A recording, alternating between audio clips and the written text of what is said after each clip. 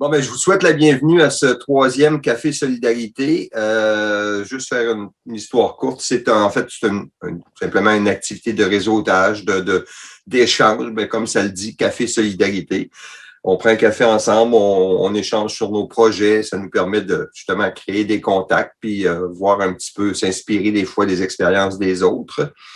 Donc, ce matin, comme je l'ai dit, c'est le troisième.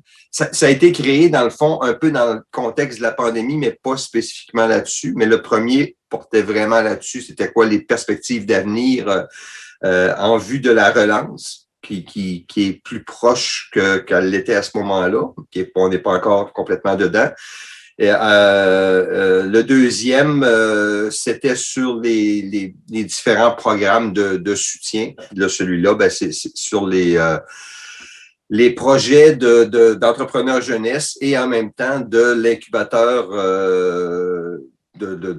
incubateur sismique, qui est en fait incubateur de projets jeunesse qui est géré par Économie sociale Bas-Saint-Laurent. C'est Céline Nia qui est notre agente de projet. Il y a deux personnes qui vont nous parler plus à fond de leur projet. Il y a Nathan pour la coopérative La Couverte et il y a François Genin, coopérative Ricky Bloch, qui est le représentant des entreprises jeunesse, donc c'est-à-dire les 35 ans et moins en entreprise économie sociale au sein du conseil d'administration et aussi du conseil exécutif. Donc, on va commencer avec Nathan. Salut, moi c'est Nathan. Je suis en démarrage dans une coopérative qui s'appelle La Couverte, une coop de solidarité en construction. Notre but avec ce projet-là, c'est de démocratiser la construction. On veut faire en sorte de faire de l'éducation populaire. On veut faire en sorte que ça soit que les travaux soient disponibles puis aussi accessibles à travers ça. On veut faire en sorte que les gens puissent apprendre à travers ça, puis on veut ouvrir l'industrie aux femmes aussi là, à travers ça. Fait que, on a comme plusieurs chapeaux en même temps. Là. On veut faire de la rénovation patrimoniale, on veut faire de la rénovation écologique, on veut faire, là je dis rénovation parce qu'on se base sur la rénovation pour l'instant, mais on aime vraiment faire la réutilisation des bâtiments dans tous les cas. Là. Au départ, moi je voulais, ça fait un bout de temps que je veux avoir un truc comme ça, là, un projet de cette envergure-là, en fait, là, qui implique plusieurs personnes. Moi, je suis vraiment, j'ai des valeurs plus à gauche, vraiment plus horizontales, qui font en sorte que j'ai envie que ça soit plus le cas dans le monde, là, en général. Tu sais, je me disais, bon, qu'est-ce que j'ai besoin de faire pour que que ça puisse être possible, ce genre de truc-là. Puis là, je m'étais inscrit il y a une couple d'années pour devenir charpentier menuisier, mais j'étais comme, c'était vraiment juste pour apprendre le modèle pour être capable de me mettre un toit sur la tête ou mettre un toit sur la tête sur la tête de mes amis, là, finalement. Puis là, j'ai comme vraiment aimé ça. Même si à l'école, c'était un milieu dur, puis les élèves, comme les profs, ils étaient vraiment, vraiment durs là, à travers ça. Là. C'était un milieu capitaliste. Là. Fait que j'étais comme c'est vraiment plate que ça soit comme ça. Je veux pas travailler là-dedans. Fait que je me suis dit, bon, je travaillerai pas là-dedans, je vais faire autre chose. C'est vraiment correct, c'est parfait. Puis là, j'y ai repensé, puis j'étais comme, mais voyons, on dirait que j'aimerais ça travailler pour quelque chose d'autre. Fait que là, je me suis trouvé une compagnie qui était le fun, qui était comme plus là-dedans, plus horizontale, où les gens décidaient un peu plus ensemble. Mais c'était pas assez encore. Puis je trouvais que on travaillait pour des riches, là. On faisait des toitures de tôle patrimoniale dans le Kamouraska. Puis c'est ça, c'était quand même c'était le fun, mais j'avais pas de relation avec les clients tant, puis j'étais toujours un peu fâché là, c'est des gens qui ont faisaient des toitures qui étaient encore bonnes là, pour la majorité. Fait que c'était comme en tout cas, j'étais vraiment pas à l'aise avec ça. Fait que je me suis dit, bon, ben, j'ai envie de faire quelque chose d'autre. J'ai envie de faire en sorte que ce soit vraiment plus accessible pour que les gens qui ont des plus faibles revenus puissent faire ça. Fait que là, à la base, je voulais faire un OBNL parce que c'était plus simple parce que je me disais, bon, je veux vraiment que ce soit démocratique, puis je veux vraiment que ce soit à but non lucratif complètement. Fait que là, fait que je m'étais tourné vers ça, puis là, je me suis tourné vers Céline aussi pour jaser de tout ça, voir c'est quoi les possibles, puis tout ça. Fait qu'on a commencé à monter ça ensemble. Puis là, j'ai rencontré mes collègues. Catherine et Renaud, ben, je les connaissais déjà, là, c'est mes amis, là, mais on a fait comme, hey, on pourrait faire ça ensemble, ça serait vraiment le fun. Puis là, finalement, plein de gens qui se sont greffés depuis ce temps-là. Puis là, on est rendu 12, 15 à tourner autour de ça. Fait que c'est ça, mais ça a été vraiment rapide, là. Ça fait depuis juin l'année passée. Puis là, en même temps, je travaillais. Fait que c'était comme j'avais pas tant de temps, mais en même temps, c'est ça, on a tous travaillé vraiment fort pour que ça avance bien. Mais là, on est rendu, c'est ça, on est plus en phase pré-démarrage. Là, tout ce qui nous manque, on a des contrats pour l'été. On est supposé starter début juin. Là. On finit notre campagne de sous-financement qui a bien réussi. On a gagné le défi aux entrepreneurs régionales en économie sociale. On se prépare comme sérieusement au début de la saison, puis à se placer. Là, on a une coupe de contrats jusqu'en octobre déjà. Là, fait qu'on est comme bouclé jusqu'en octobre. Fait que ça va bien. Voilà. Merci Nathan. Puis félicitations, c'est vraiment des beaux projets que vous avez là. En tout cas, je vais en avoir besoin. J'entends crincher chez nous. Je m'excuse s'il y a un petit fond de bruit. Puis on va y revenir. On pourra jaser tous ensemble tantôt, mais on pourrait aussi continuer avec François. François, qui lui, je trouvais important aussi de l'entendre, il a comme un bon regard de prendre une entreprise qui est là, puis de la développer, puis de stimuler ça, puis de vivre ça pendant le COVID. Puis François travaille avec beaucoup de jeunes sur son conseil d'administration, et puis il est représentant du pôle aussi volet jeunesse. Donc, François, est-ce que tu aimerais ça nous partager ton expérience? Alors, bonjour tout le monde. François Genin, je suis directeur général du Rikibloc. Le Rikibloc, c'est une coopérative de solidarité qui a maintenant 5 ans. Et nous, on est dans le domaine de l'escalade. On opère un centre d'escalade, on offre des services à l'extérieur et une boutique d'escalade. Je suis venu au Québec pour une maîtrise en océanographie. Puis, force est de constater que le milieu de la science n'était pas celui qui me parlait le plus. Puis, j'ai commencé en cours de route de mes études à m'impliquer sur d'abord un CA d'une OBNL qui s'appelle Les Grimpeurs de l'Est, qui est active dans le développement du milieu de l'escalade. Puis ça m'a fait allumer un petit peu sur les opportunités, le potentiel de développement. Ensuite, je me suis impliqué sur le CA de la coopérative Rikibloc, qui était un CA avec beaucoup de roulements à l'époque. Donc, il y avait vraiment énormément de jeunes sur le CA de Rikibloc. Le Rikibloc, c'est né par une gang d'étudiants, finalement, qui constataient qu'il y avait un manque de services en escalade. Donc, il y avait le mur d'escalade au PEPS du cégep de Rimouski, mais qui n'était pas accessible tous les jours de la semaine. C'était uniquement 2-3 soirs par semaine. Donc là, il y a vraiment un besoin qui est émané d'avoir un service plus récurrent. Et donc c'est ça, j'ai débarqué là-dessus. La direction s'est libérée. Donc, il y avait vraiment un gros roulement à la direction à ce moment-là. Vous voyez, moi, je suis le 4e directeur général. Donc, après 1 an et demi d'activité, j'étais le 4e directeur général. Puis moi, c'était un projet qui me parlait à 100%. Et donc, j'ai décidé de le prendre à bras-le-corps et de mettre toute l'énergie que j'avais là-dedans. C'est un projet qui est parti, le Rikibloc, avec quand même assez peu de fonds. On est arrivé dans un contexte financier de coupure. Donc, on avait Stephen Harper qui coupait dans les finances publiques. C'était pareil avec Couillard. Donc, on avait beaucoup de misère à se financer, à aller chercher un beau gros projet. Donc, on était beaucoup là-dedans. C'était un petit peu la précarité au début. Donc, il faut savoir que ça a demandé énormément de jus de bras, pas mal de bénévolat aussi de la part du CA, puis même de l'équipe d'employés dans les premiers mois, années du projet. Mais ce n'est pas ça qui nous a arrêtés. Puis on est bien content d'avoir pu continuer dans notre lancée parce qu'aujourd'hui, on est parvenu à avoir quand même un vraiment beau redressement, puis une viabilité financière dont on est finalement très fiers à l'heure actuelle.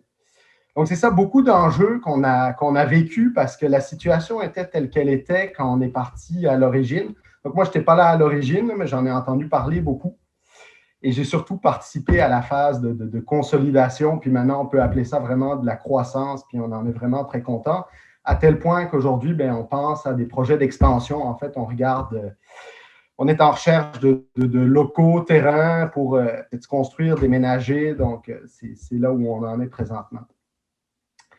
Alors, j'aimerais peut-être vous parler un petit peu des enjeux aussi, étant donné que je suis un représentant jeunesse au pôle d'économie sociale, puis j'en ai vu un petit peu sur les différents CA où je m'implique et les enjeux, justement, qu'est-ce qui fait qu'une coop ou une OBNL garde finalement son CA, son équipe au travers des défis qu'elle va rencontrer?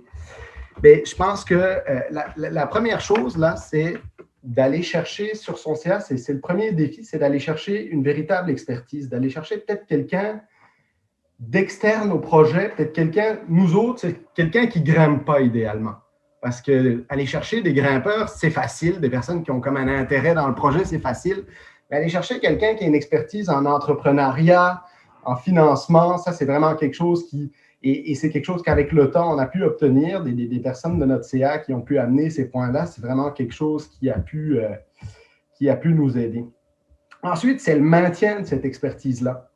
Donc, au début, on était un petit peu dans un scénario où le CA en faisait énormément. Il y avait beaucoup de bénévolat. On s'est rendu compte que ça essoufflait. C'est normal, ça essouffle un petit peu à un moment donné d'avoir à en faire beaucoup bénévolement.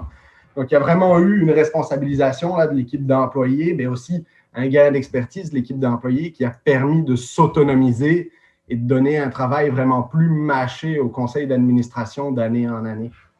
Et donc, je pense que c'est ça qui fait qu'aujourd'hui, on a un CA qui est extrêmement motivé par les projets qui sont amenés sur la table, mais aussi dont le rôle se limite à la stratégie, à la vision, à la prise de décision et non à l'exécution.